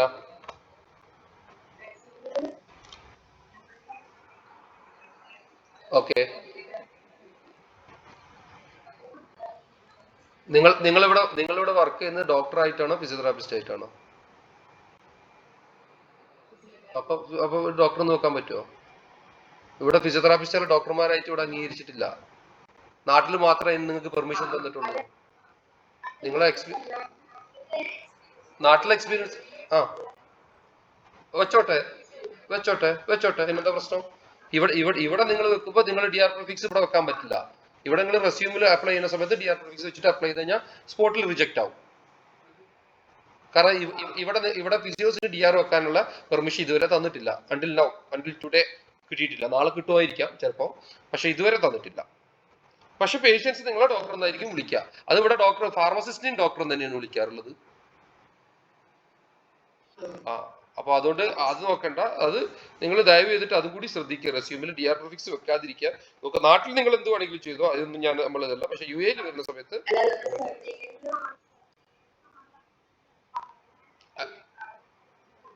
അത് നിങ്ങൾ എക്സ്പീരിയൻസ് അല്ലേ വെക്കുള്ളൂ. നിങ്ങളെ ഈ എക്സ്പീരിയൻസ് നിങ്ങൾക്ക് അവിടെ കാണിക്കണം എന്നുണ്ടെങ്കിൽ നിങ്ങളെ റെസ്യൂം ആദ്യം അവിടെ എത്തണ്ടേ. ഈ റെസ്യൂം അവർ സ്വീകരിച്ചാലല്ലേ നിങ്ങൾക്ക് പിന്നെ ഇത് കാണിക്കാനുള്ള ഓപ്ഷൻ ഉള്ളൂ. ഇത് ഇനിഷ്യലി ഇത് തള്ളിപ്പോയാല്, ഞാൻ പറഞ്ഞ പോയിന്റ് മനസ്സിലായാ? ഇനിഷ്യലി ഇത് തള്ളിപ്പോയി കഴിഞ്ഞാൽ എന്റെ അടുത്ത് ഡോക്ടർ സർട്ടിഫിക്കറ്റ് ഉണ്ടെന്നുണ്ടൊന്നും കാര്യമില്ലല്ലോ. ഇത് ആദ്യം അവർ അക്സെപ്റ്റ് ചെയ്താലേ ഇതൊക്കെ അവിടെ കാണിക്കാൻ പറ്റുള്ളൂ. DR പ്രിഫിക്സ് വെച്ചിട്ട് PhD ഉണ്ടെങ്കിൽ വെക്കാം. നിങ്ങളുടെ അടുത്ത് PhD ക്വാളിഫിക്കേഷൻ ഉണ്ടെങ്കിൽ നിങ്ങൾക്ക് വെക്കാം. അല്ലാത്തടത്തോളം കാലം ദയവ് ചെയ്ത് BPT ആണെങ്കിലും MPT ആണെങ്കിലും you are not qualified to put DR prefix in UAE.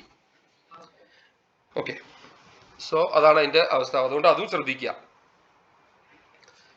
Then certificates. എന്തൊക്കെ സർട്ടിഫിക്കറ്റ്സ് ആണ് നമുക്ക് വേണ്ടത് എന്നുള്ളതാണ്. നമ്മൾ സർട്ടിഫിക്കറ്റ്, എല്ലാ സർട്ടിഫിക്കറ്റ്സ് ഒറിജിനൽ നമ്മൾ കൊണ്ടുവരണം. കാരണം നമ്മൾ ഇന്റർവ്യൂവിന് പോകുന്ന സമയത്ത് അവർ ഒറിജിനൽ സർട്ടിഫിക്കറ്റ് ജസ്റ്റ് നമുക്ക് കാണിച്ചു കൊടുക്കാൻ, എവിടെ നിങ്ങൾ സർട്ടിഫിക്കറ്റ് കൊടുക്കേണ്ട ആവശ്യമില്ല. നിങ്ങളെ ഒരു എംപ്ലോയറുടെ കയ്യിലും നിങ്ങൾ സർട്ടിഫിക്കറ്റ് കൊടുക്കേണ്ട ആവശ്യമില്ല. പക്ഷെ സർട്ടിഫിക്കറ്റ് നമുക്ക് എന്ത് ചെയ്യണം എന്ന് വെച്ച് കഴിഞ്ഞാൽ, നമുക്ക് പിന്നെ ഇന്റർവ്യൂവിന് പോകുന്ന സമയത്ത് കാണിക്കാൻ നമുക്ക് സർട്ടിഫിക്കറ്റ് വേണം. അപ്പം എല്ലാ സർട്ടിഫിക്കറ്റ്സിന്റെയും അതിന്റെ ക്ലിയർ സോഫ്റ്റ് കോപ്പീസും നമ്മൾ കയ്യിൽ വേണം. പിന്നെ ബാച്ചിലേഴ്സ് ഇതും മാസ്റ്റേഴ്സ് ഡിഗ്രിയും ഇപ്പം അറ്റസ്റ്റ് ചെയ്തിരിക്കണം. അത് ഇമ്പോർട്ടന്റ് ആണ്. UAE എംബസിയുടെ, UAEയിലാണ് വരുന്നതെങ്കിൽ UAE എംബസിന്റെ അറ്റസ്റ്റേഷൻ അത് നാട്ടിൽ നിന്ന് തന്നെ ചെയ്തിട്ട് വേണം വരാന്. ഇവിടുന്ന് ചെയ്യാം. ഇവിടുത്തെ പല ഏജൻസികളും ചെയ്തു കൊടുക്കുന്നുണ്ട്, പക്ഷേ ഇറ്റ് ഈസ് എക്സ്പെൻസീവ്. പിന്നെ റഫറൻസ് ലെറ്റർ കഴിയുന്നതും മേടിക്കാൻ നോക്കുക. നിങ്ങൾ വർക്ക് ചെയ്ത പ്ലേസിൽ നിങ്ങൾ HODന്റെ കയ്യിൽ നിന്ന് ഒരു റഫറൻസ് ലെറ്റർ മേടിക്കാൻ നോക്കുക. കാരണം ചില ഫേംസ് ചിലപ്പോൾ റഫറൻസ് ലെറ്റർ ചോദിക്കാറുണ്ട്. പിന്നെ BLS, നമ്മൾ BLS സർട്ടിഫിക്കറ്റ് വേണം. ഒന്നല്ലെങ്കിൽ അമേരിക്കൻ ഹാർട്ട് അസോസിയേഷൻ്റെ, അതല്ലെങ്കിൽ ASHI. ഇവരെ രണ്ടുപേരത് എടുക്കാം. ASHI കുറച്ചുകൂടി ചീപ്പായിരിക്കും. അമേരിക്കൻ ഹാർട്ട് അസോസിയേഷൻ്റെ കുറച്ച് എക്സ്പെൻസീവ് ആണ്. അത് ഇവിടെ വന്നിട്ട് എടുത്താലും മതി. ഇവിടെ നിന്നും കിട്ടാം. നാട്ടിൽ നിന്ന് എടുത്ത് വരികയാണെങ്കിൽ അങ്ങനെയും ചെയ്യാം. എന്തായാലും അത് വേണം. പിന്നെ ഇക്വാലൻസി സർട്ടിഫിക്കറ്റ് ഇപ്പൊ പുതുതായിട്ട് വന്നതാണ്. ഇക്വാലൻസി സർട്ടിഫിക്കറ്റ് നിർബന്ധമാക്കിയിട്ടുണ്ട് ഇപ്പം. അതായത് ഇവിടുത്തെ UAE എന്താ പറയാ, ഇവിടുത്തെ എഡ്യൂക്കേഷനും നമ്മളെ നാട്ടിലെ എഡ്യൂക്കേഷനും ഈക്വലന്റ് ആണ് എന്ന് സർട്ടിഫൈ ചെയ്യുന്നതിന് വേണ്ടിയിട്ട് ഇക്വലൻസി ഉണ്ട്. അത് ഇവിടെ വന്നിട്ട് നിങ്ങൾക്ക് ഇവിടുത്തെ MOH സൈറ്റിൽ കയറിയിട്ട് നമുക്ക് അപ്ലൈ ചെയ്ത് കഴിഞ്ഞാൽ അതിനൊരു ഫീസ് ഉണ്ട്. ആ ഫീസ് കൊടുത്തു കഴിഞ്ഞാൽ നമുക്കത് ചെയ്യാൻ പറ്റും. ആരൊരാളെ മൈക്ക് ഓൺ ആണ്, പ്ലീസ്. നാട്ടിൽ നിന്ന് ചെയ്യാൻ പറ്റില്ല, ഇവിടുന്ന് ചെയ്യാൻ പറ്റുള്ളൂ. അത് നാട്ടിൽ നിന്ന് ചെയ്യാൻ പറ്റും തോന്നുന്നുണ്ട്. നിങ്ങൾക്ക് ആ സൈറ്റിൽ കയറിയിട്ട് നിങ്ങൾക്ക് അത് അപ്ലോഡ് ചെയ്താൽ മതി. നിങ്ങളുടെ ഡോക്യുമെന്റ്സ് എല്ലാം അപ്ലോഡ് ചെയ്താൽ മതി. അവരെ വെബ്സൈറ്റ് ഉണ്ട്, അതിൽ പോയത് അതിന്റെ പേയ്മെന്റ് നടത്തി കഴിഞ്ഞാൽ ചെയ്യാൻ പറ്റും. അവരെ സൈറ്റ് ഞാൻ മറ്റേ ഗ്രൂപ്പിൽ ഞാൻ ഷെയർ ചെയ്ത് തരാം. അവിടെ പോയിട്ട്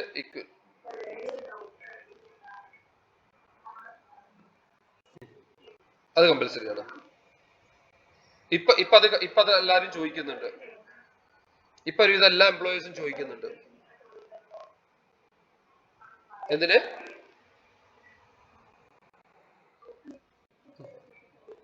അതെ, അറ്റസ്റ്റേഷൻ ഇപ്പൊ നിർബന്ധാക്കിയിട്ടുണ്ട്. അത് അപ്പൊ ഇക്വാലൻസി സർട്ടിഫിക്കറ്റ് നമ്മൾ കഴിയുന്നതും എടുക്കാൻ നോക്കുക. കാരണം അത് നിർബന്ധമാക്കിയിട്ടുണ്ട്. ഇപ്പൊ എല്ലാ ലൈസൻസിനും അത് ചോദിക്കുന്നുണ്ട്. പിന്നെ പോലീസ് ക്ലിയർ സർട്ടിഫിക്കറ്റ്, അത് വലിയ ഇമ്പോർട്ടന്റ് ആണ്. അതും ഇപ്പം ഇമ്പോർട്ടന്റ് ആക്കിയിട്ടുണ്ട്. നാട്ടിൽ നിന്ന് വരുമ്പോൾ ദയവ് ചെയ്തിട്ട് വിസിറ്റിങ്ങിനൊക്കെ വരാനുള്ള ആളുകൾ ഉണ്ടെന്നുണ്ടെങ്കിൽ നാട്ടിൽ നിന്ന് തന്നെ ഒരു പോലീസ് ക്ലിയറൻസ് സർട്ടിഫിക്കറ്റ് മേടിച്ചിട്ട് വരിക. കാരണം എന്താണെന്ന് വെച്ച് കഴിഞ്ഞാൽ ഇവിടെ വന്നിട്ട് പിന്നെ അത് അപ്ലൈ ചെയ്ത് വരുന്ന സമയത്ത് ടൈം എടുക്കും. അപ്പോൾ അത് ചിലപ്പോൾ ഇമ്മീഡിയറ്റ് വേക്കൻസിക്കൊക്കെ നിങ്ങൾ അപ്ലൈ ചെയ്യും, ഈ സാധനം ചോദിച്ച് നമുക്കത് സമയത്ത് സബ്മിറ്റ് ചെയ്യാൻ പറ്റിയിട്ടില്ല എന്നുണ്ടെങ്കിൽ ചിലപ്പോൾ ജോലിക്കൊക്കെ അത് ബുദ്ധിമുട്ടാവും. ഇപ്പം അത് ഇത് താഴത്ത് കൊടുത്തുള്ള 2 സാധനം, ബാക്കിയൊക്കെ മുമ്പുള്ള സാധനങ്ങളാണ്. ഈ താഴത്ത് കൊടുത്തുള്ള ഇക്വലൻസി സർട്ടിഫിക്കറ്റും പോലീസ് ക്ലിയറൻസ് സർട്ടിഫിക്കറ്റും ഇപ്പം നിർബന്ധമാക്കിയിട്ടുണ്ട്. അപ്പം നാട്ടിൽ നിന്ന് വരുന്നവർ ഇത് രണ്ടും കളക്ട് ചെയ്തിട്ട് വരാൻ വേണ്ടി ശ്രമിക്കുക. ഓക്കെ, ഇത് ഇമ്പോർട്ടൻ്റ് ആയിട്ടുള്ള ഒരു കാര്യമാണ്. ആ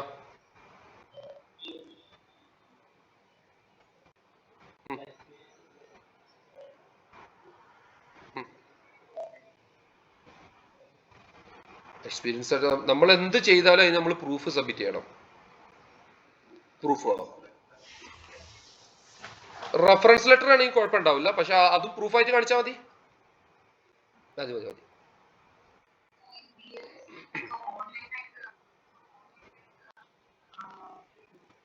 BLS ഓൺലൈൻ എവിടെ നിന്ന് ചെയ്യുന്നത് നിങ്ങൾ? BLS ഈ 2 അക്കാഡമിയുടെ സാധനം മതി. അതായത് AH അമേരിക്കൻ ആർട്ട് അസോസിയേഷനും American safety and health institute, ഇത് രണ്ടും മാത്രമേ ഇവിടെ വാലിഡ് ഉള്ളൂ. ഇതിന്റെ സർട്ടിഫിക്കറ്റ് നിങ്ങൾക്ക് കിട്ടുകയാണെങ്കിൽ, സർട്ടിഫിക്കറ്റ് കിട്ടുകയാണെങ്കിൽ നോ ഇഷ്യൂസ്.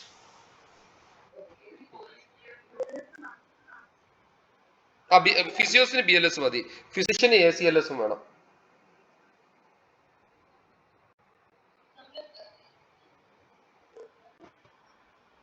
ഇപ്പൊ പല ജോലികൾക്ക് ഇപ്പൊ അവർ ചോദിക്കുന്നുണ്ട്.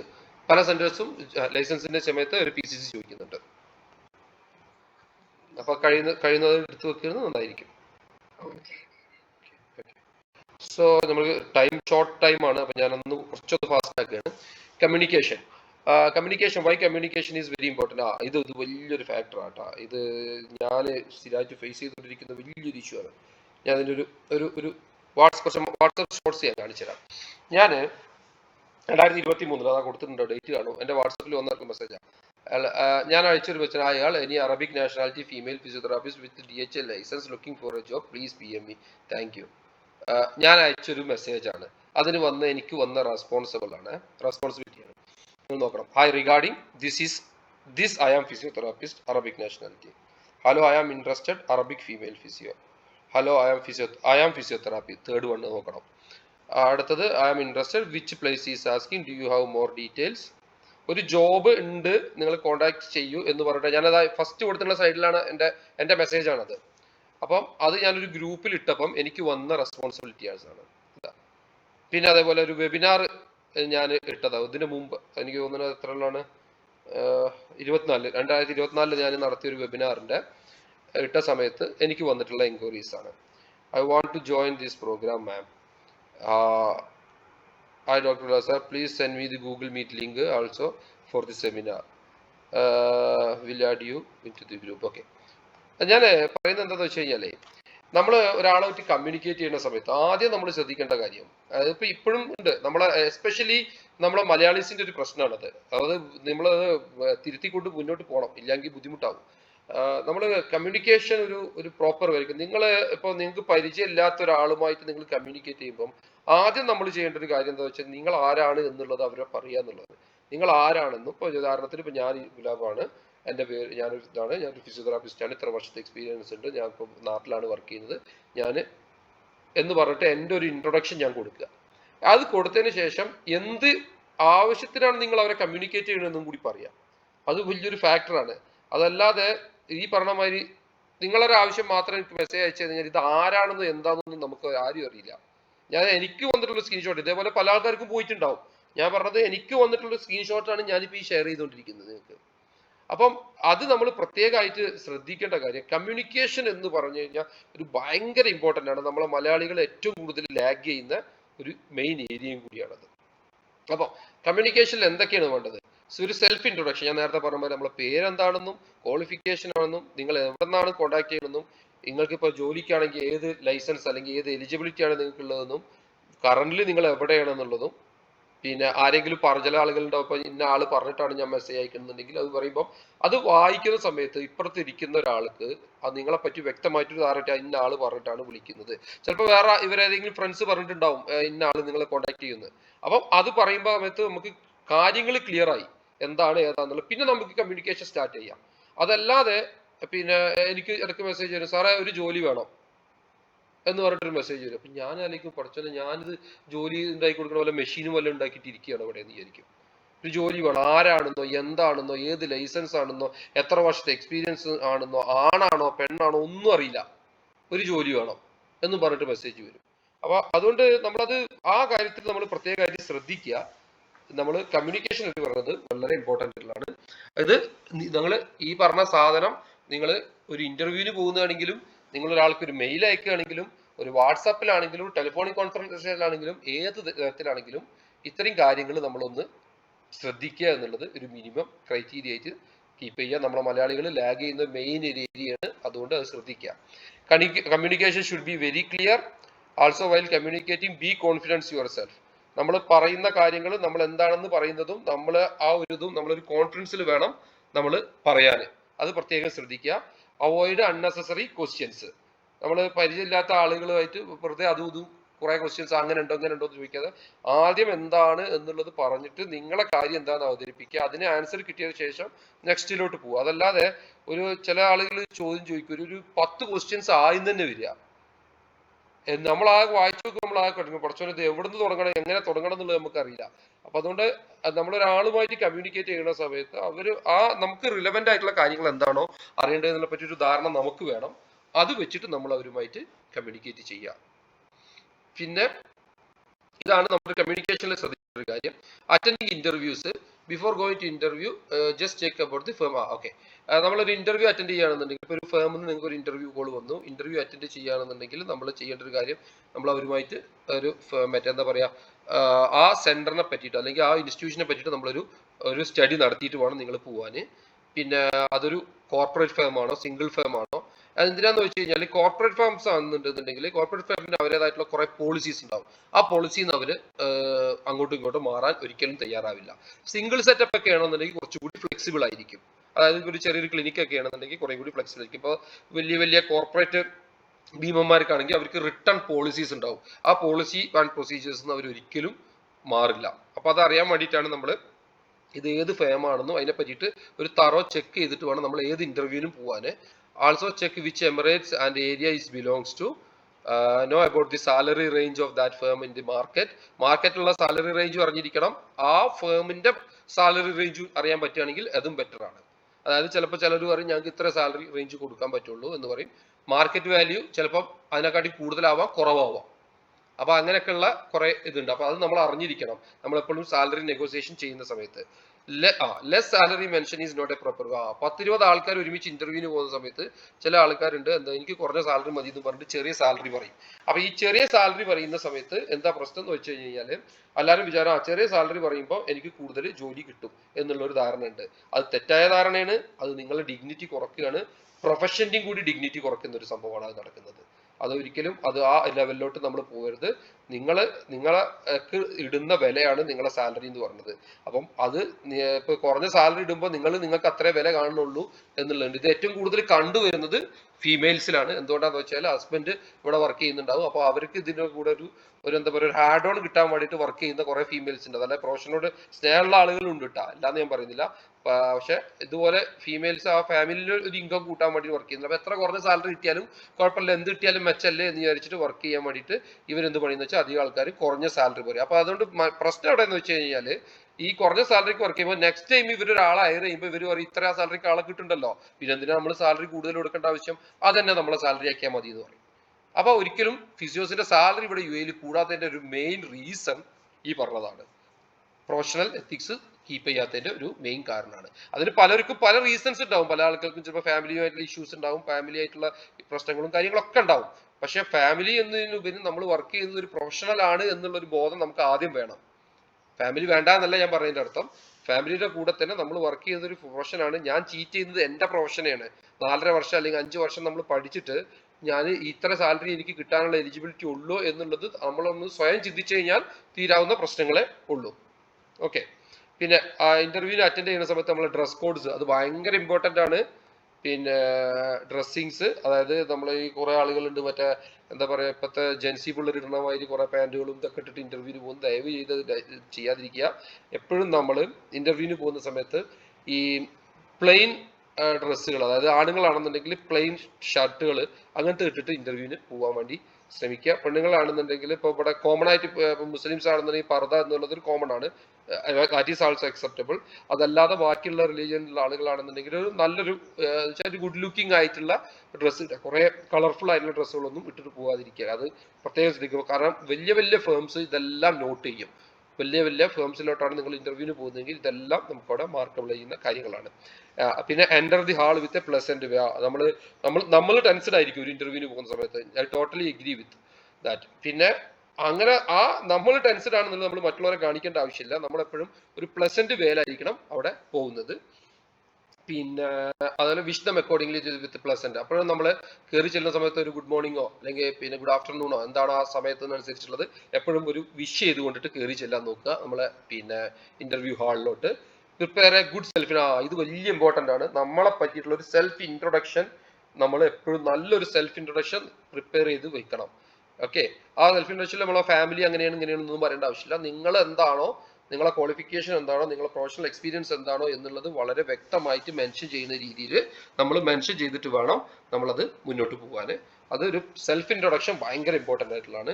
സ്റ്റിക്ക് വിത്ത് സ്പെസിഫിക് ലാംഗ്വേജ്. ചില ആളുകളുണ്ട്, ചിലപ്പം ചില ഇന്റർവ്യൂവിന് വരുന്ന ആളുകൾ ചിലപ്പോൾ കുറേ കഴിയും ആദ്യം ഇംഗ്ലീഷ് സംസാരിക്കും, കുറച്ച് കഴിഞ്ഞാൽ അത് മുന്നിലിരിക്കുന്ന ആൾ മലയാളിയാണെന്ന് തോന്നി കഴിഞ്ഞ് കഴിഞ്ഞാൽ ചിലപ്പോൾ അത് ഇങ്ങനെ ചേഞ്ച് ചെയ്തിട്ട് മലയാളത്തിലോട്ട് വരും, ചില ആളുകൾ ഹിന്ദിയിലോട്ട് വരും.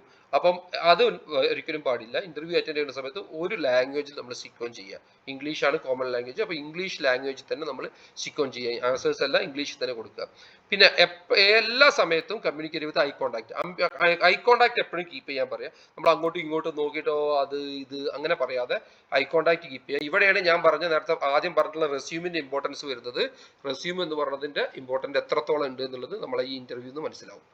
അപ്പോൾ ഐ കോണ്ടാക്ട് കീപ്പ് ചെയ്യുക. Wish dum after the interview. അപ്പോൾ ഇന്റർവ്യൂ ചിലപ്പം നമുക്ക് ടഫ് ആയിരിക്കും, പക്ഷേ എന്ന് വെച്ചിട്ട് നമ്മൾ ഇറങ്ങി പോരാൻ നേരത്ത് ഇന്റർവ്യൂ കഴിയുന്ന സമയത്ത് ഓക്കെ താങ്ക് യു സാർ എന്നോ അല്ലെങ്കിൽ അത് പറഞ്ഞ് വിഷ് ചെയ്യുക. അല്ലാതെ ഒരു ഡെസ്ക് മൂഡിൽ ഒരിക്കലും ഒറ്റയടിക്ക് എഴുന്നേറ്റ് പോരരുത്. എപ്പോഴും വിഷയം, കാരണം ഇതൊക്കെ നിങ്ങളെ അസസ് ചെയ്യുന്ന, നിങ്ങളെ പേഴ്സണാലിറ്റിനെ അസസ് ചെയ്യുന്ന കാര്യങ്ങളാണ്.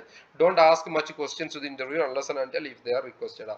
പിന്നെ നമ്മൾ ചില ആളുകൾക്ക് ഉണ്ട്, സാറേ അത് മനസ്സിലായില്ല, ഇതെങ്ങനെ മറ്റേതെങ്ങനെയെന്നുള്ള ചോദ്യങ്ങൾ പല ഇന്റർവ്യൂ കഴിഞ്ഞാലും പല ആളുകളും ചോദിക്കേണ്ട. കഴിയുന്നതും അങ്ങനത്തെ ക്വസ്റ്റ്യൻസ് ചോദിക്കാതെ നമ്മൾ പോരുക. അൺലെസ് ആൻഡ് അൺടിൽ അവർ അത്രയും റിക്വസ്റ്റ് ചെയ്യുകയാണെങ്കിൽ മാത്രം ചോദിക്കുക. അതല്ല എന്നുണ്ടെങ്കിൽ അൺനെസസറി ആയിട്ടുള്ള ക്വസ്റ്റ്യൻസ് ഇന്റർവ്യൂവറോട് ചോദിക്കാതിരിക്കുക. കാരണം എന്താണെന്ന് വെച്ചാൽ അങ്ങനെ ചോദിച്ചതിന്റെ പേരിൽ ജോലിക്ക് ക്വാളിഫൈഡ് ആയിട്ടുള്ള ആളുകളെ ജോലിക്ക് എടുക്കാത്ത സിറ്റുവേഷൻ വരെ ഇവിടെ ഉണ്ടായിട്ടുണ്ട്, നമുക്ക് അറിയുന്നതാണ് പേഴ്സണലി. അപ്പൊ അതുകൊണ്ട് അങ്ങനത്തെ ക്വസ്റ്റ്യൻസ് ഇതൊക്കെ കഴിയുന്നത് ഒഴിവാവുക. കാരണം നമ്മളെ ചാൻസസ് നമ്മൾ തന്നെ കൂട്ടണം, വേറൊരാൾ വന്നിട്ട് നമുക്ക് നമ്മളെ ചാൻസ് കൂട്ടിത്തരില്ല. അത് ആദ്യം മനസ്സിലാക്കുക. പിന്നെ സം സാലറി നെഗോസിയേഷൻസ്. ഞാൻ ഒന്ന് ഫാസ്റ്റ് ആയിട്ട് പോയി, എനിക്ക് 1 hour ആയി. ഇത് കഴിഞ്ഞ് കഴിഞ്ഞാൽ ഞാനൊരു ലിങ്ക് കൂടി അയച്ചു തരാം. നിങ്ങൾക്ക് എന്തെങ്കിലും ക്വസ്റ്റ്യൻസ് ഉണ്ടെന്നുണ്ടെങ്കിൽ അതിൽ ചോദിക്കാവുന്നതാണ്. Things should be say never say in the salary my current. എപ്പോഴും നമ്മൾ എനിക്ക് ഇത്ര സാലറി കിട്ടുന്നുണ്ട് എന്ന് നമ്മൾ പറയാതിരിക്കുക. അത് പറയുന്നത് വെച്ചാൽ I would prefer not to disclose my current salary. Would you able to share with me the salary range of the type of role. എന്ന് വെച്ച് കഴിഞ്ഞാൽ നമ്മളെ സാലറി എനിക്ക് ഇത്ര കിട്ടുന്നുണ്ട് എന്ന് പറയാതിരിക്കുക. അത്ര കിട്ടുന്നുണ്ട് എന്ന് പറയുമ്പോൾ മറ്റവനെ അറിയാലോ, ഇവന് ഇത്ര കിട്ടുന്നുണ്ട്, അപ്പോൾ ഒരു 500 രൂപ കൂടി കൂട്ടി കൊടുത്താൽ അവൻ വരും എന്നുള്ള രീതിയിൽ വരാതെ, പിന്നെ എൻ്റെ സാലറി അല്ല ഇവിടുത്തെ റേഞ്ച് എത്രയാണ് എന്നുള്ളത് ചോദിച്ചിട്ട്, അത് ഒരു ട്രിക്കി വേല് വേണം നമ്മളെപ്പോഴും ചോദിക്കാൻ. അല്ലാതെ അങ്ങനെ എന്താ പറയാ ഇതിൽ ചോദിക്കരുത്. എപ്പോഴും നമ്മളൊരു ഒരു വേ നമ്മളെപ്പോഴും ചെയ്യാം. പിന്നെ okay, I am looking for this would I will be okay. ചില ആളുകളുണ്ട് ഞാൻ ഇത്ര സാലറിയാണ് നോക്കുന്നത് എന്ന് പറയും. അതൊരു ഇതുള്ളതാണ്. I am looking for this my salary in that would be okay, if that would be okay. അതായത് നമ്മളെപ്പോഴും പറയാതെ ഇതൊക്കെ എന്ന് പറഞ്ഞു കഴിഞ്ഞാൽ ഒരു മറ്റേ എന്താ പറയാ, നമ്മളൊരു ടാക്ലിംഗ് വേല് വേണം നമ്മളിത് ഹാൻഡിൽ ചെയ്യാൻ. Based on the my market research the expertise I am looking for something between. എപ്പോഴും സാലറി പറയുമ്പോൾ ഒരു റേഞ്ചിൽ പറയണം, ഒരിക്കലും ഒരു കട്ട് റേറ്റ് സാലറി പറയരുത്. എപ്പോഴും സാലറി റേഞ്ച് എന്ന് പറയുന്നത് എപ്പോഴും ഒരു റേഞ്ച് ആയിരിക്കണം സാലറി പറയുന്നത്. ഞാൻ എത്ര വർഷത്തെ എക്സ്പീരിയൻസും ഇത്ര വർഷത്തെ ഇതും വെച്ചിട്ട് ഞാൻ ഈ ഒരു സാലറിയാണ് ഞാൻ നോക്കുന്നത് എന്നായിരിക്കണം പറയുന്നത്. അതല്ലാതെ എനിക്ക് ഇത്ര കിട്ടിയാലേ എനിക്ക് ഓക്കെയാണ് എന്നുള്ള രീതിയിൽ ഒരിക്കലും സാലറി റേഞ്ച് പറയാതിരിക്കുക. അതുപോലെ തന്നെ നമ്മളെ ബുദ്ധിമുട്ട് നമ്മൾ അവരോട് പറയണ്ട. എനിക്ക് ഇത്ര മറ്റേ ഹൗസിങ്ങിന് ഇത്ര കൊടുക്കാണ്ട്, മറ്റേതിന് ഇത്ര കൊടുക്കാണ്ട്, ലോൺ ഇത്ര ഉണ്ട് എന്ന് പറഞ്ഞിട്ട് എനിക്ക് ഇത്ര കവർ എക്സ്പെൻസ് ഉണ്ട് എന്നുള്ളതൊന്നും ഇന്റർവ്യൂവറോട് പറയാതിരിക്കുക. With my this number of years of experience, അല്ലെങ്കിൽ എനിക്ക് 10 വർഷത്തെ എക്സ്പീരിയൻസ് വെച്ചിട്ട് എനിക്ക് ഇത്ര ഇന്ന സ്കില്ലുകൾ ഉണ്ട്, ഇന്ന കാര്യങ്ങൾ ഞാൻ എക്സ്പെർട്ടൈസ് ആണ്, ഞാൻ പിന്നെ ഇതാണ് ഞാൻ എക്സ്പെക്ട് ചെയ്യുന്ന സാലറി, ഇതിന്റെ ഒരു ക്ലോസർ ആയിട്ട് എനിക്ക് കിട്ടിയാലും ഇതിനോട് അടുത്തുള്ള ഒരു സാലറി ആണെങ്കിൽ ഐ വിൽ ബി ഓക്കെ എന്നുള്ള രീതിയിൽ വേണം നമ്മളത്. എപ്പോഴും ഈ ഒരു സംഭവത്തിൽ ഡിപ്ലോമാറ്റിക് ആയിട്ട് വേണം നമ്മൾ കൈകാര്യം ചെയ്യാൻ. ഒരിക്കലും കട്ട് ആൻഡ് റൈറ്റ് ആയിട്ട് പറയരുത്. ഓക്കെ. പിന്നെ നമ്മൾ കോൺട്രാക്ട് സൈൻ ചെയ്യുന്ന സമയത്ത് ശ്രദ്ധിക്കേണ്ട കാര്യം, കോൺട്രാക്റ്റിൽ നമ്മളിപ്പോൾ നിങ്ങൾക്ക് ഒരു ജോലി കിട്ടിയതിന് ശേഷം കോൺട്രാക്ട് ഒരു സൈൻ ചെയ്യത്തില്ല. ആ സമയത്ത് നിങ്ങളുടെ ഡെസിഗ്നേഷൻ എന്താണെന്ന് നോക്കണം. സാലറി ഡീറ്റെയിൽസ് ആണ് കമ്പനി, നിങ്ങൾ പറഞ്ഞിട്ടുള്ള സാലറി നിങ്ങൾക്ക് കിട്ടുന്നുണ്ടോ എന്നുള്ളത് നോക്കണം. അതിൽ കമ്പനി എന്തെങ്കിലും കോൺട്രിബ്യൂട്ട് ചെയ്യാമെന്ന് പറഞ്ഞിട്ടുണ്ടെങ്കിൽ അതായത് ഇവിടെ വാക്കാല് പറഞ്ഞതൊന്നും ഇവിടെ കാര്യമല്ല, എല്ലാം പേപ്പറിൽ ഉണ്ടായിരിക്കണം. അല്ലെങ്കിൽ നിങ്ങൾ ഇന്നലെ അത് പറഞ്ഞില്ലേ മറ്റേത് പറഞ്ഞില്ലേ എന്നുള്ള ഒന്നും ഇവിടെ വാലിഡ് അല്ല. ഒന്നല്ലെങ്കിൽ നിങ്ങളെ കയ്യിൽ ഒരു പ്രൂഫായിട്ട് ഒരു ഇമെയിൽ ഉണ്ടായിരിക്കണം, അതല്ലെങ്കിൽ നിങ്ങളെ കോൺട്രാക്റ്റിൽ അത് മെൻഷൻ ചെയ്തിരിക്കണം. അതല്ലാതെ വാക്കാ പറഞ്ഞത് അവർക്ക് എപ്പോൾ വേണമെങ്കിലും മാറ്റി പറയാം. അതുകൊണ്ട് പല ആളുകൾക്കും ഉണ്ട്, പലരും പറഞ്ഞിട്ടുണ്ട് അങ്ങനെ ചെയ്തരും ഇങ്ങനെ ചെയ്തരാന്ന് അവർ പറഞ്ഞിട്ടുണ്ട്. ഞാൻ എപ്പോഴും പറയാറുള്ളതാണ്, അതൊരു പേപ്പറിലാക്കി മേടിക്കുക. അത് പ്രത്യേകം ശ്രദ്ധിക്കുക. പിന്നെ ലീവ് പോളിസീസ്, നിങ്ങളുടെ കോൺട്രാക്റ്റിൽ എന്താണ് നിങ്ങളുടെ ലീവിന്റെ പോളിസി എന്താണ് എഴുതിയിട്ടുള്ളത്, വർക്കിംഗ് അവേഴ്സ് ആൻഡ് ഡേയ്സ്, എത്ര അവർ വർക്ക് ചെയ്യണമെന്നും എത്ര ദിവസം വർക്ക് ചെയ്യണം എന്നുള്ളതും വേണം. മെഡിക്കൽ കവറേജ്, മെഡിക്കലിൽ ഇൻഷുറൻസും കാര്യങ്ങളൊക്കെ ഉണ്ടോ എന്നുള്ളത് മെൻഷൻ ചെയ്യണം. പ്രൊബേഷൻ പീരീഡ് എത്രയാണെന്നുള്ളത് മെൻഷൻ ചെയ്യണം. നോട്ടീസ് പീരീഡ്, നിങ്ങൾ റിസൈൻ ചെയ്യുകയാണെങ്കിൽ അതിന്റെ നോട്ടീസ് പീരീഡ് എന്താണെന്നുള്ളത് അറിഞ്ഞിരിക്കണം. പിന്നെ ബെനിഫിറ്റ്സ് ആൻഡ് പെർക്സ്, നിങ്ങൾക്ക് എന്തൊക്കെ ബെനിഫിറ്റുകൾ കമ്പനി തരും, എന്തൊക്കെ കാര്യങ്ങൾ. ചില കമ്പനികൾ കമ്മീഷൻ ബേസിൽ കൊടുക്കുന്നുണ്ട്. അപ്പോൾ കമ്മീഷൻ ആണെങ്കിൽ ഇത്ര ടാർഗറ്റ് അച്ചീവ് ചെയ്ത് കഴിഞ്ഞാൽ കമ്മീഷൻ കൊടുക്കുന്നുണ്ട്. അപ്പോൾ അതിനെ പറ്റിയുള്ള ഡീറ്റെയിൽസ് എല്ലാം അതിൽ എഴുതിയിരിക്കണം. പിന്നെ ബോണസ് വല്ലതുണ്ടെങ്കിൽ അത് വേണം. FNF, final and financial settlement, അതായത് നിങ്ങൾ റിസൈൻ ചെയ്ത് പോകുന്ന സമയത്ത് നിങ്ങൾക്ക് എന്തൊക്കെ സാധനങ്ങൾ അവർ തരും എന്നുള്ളതിനെ പറ്റിയിട്ടുണ്ടായിരിക്കണം. പിന്നെ company reputation in the market, അതിനെ പറ്റിയിട്ടുള്ള ധാരണ ഉണ്ടായിരിക്കണം. Public opinion of the company ഇത്രയും അറിഞ്ഞിരിക്കണം. Management and policies, detail about the company through any sources. നമ്മൾ ഇന്റർവ്യൂവിന് പോകുന്ന സമയത്ത് എല്ലാ കമ്പനിയെ പറ്റിയിട്ടുള്ള ഡീറ്റെയിൽസും കാര്യങ്ങളൊക്കെ നമ്മൾ ചെയ്തിരിക്കണം. Okay. The last stroke of the hammer breaks the stone. This doesn't mean that the first stroke is useless. അപ്പൊ നമ്മൾ കീപ് ട്രൈയിങ് ആണ് ജോബ്. അല്ലാതെ ഒരു ജോബ് ഞാൻ അപ്ലൈ ചെയ്തു എനിക്ക് കിട്ടിയിട്ടില്ല എന്ന് വെച്ചിട്ട് നമ്മൾ പിന്നെ നിരാശരായിരിക്കേണ്ട ആവശ്യമൊന്നുമില്ല. Keep trying. Success is the result of continuous effort. ഇത്രയാണ് നമ്മൾ ഇതുള്ളത്. എന്തെങ്കിലും ഡൗട്ട്സ് ഉണ്ടെങ്കിൽ ഇപ്പൊ ചോദിക്കാം.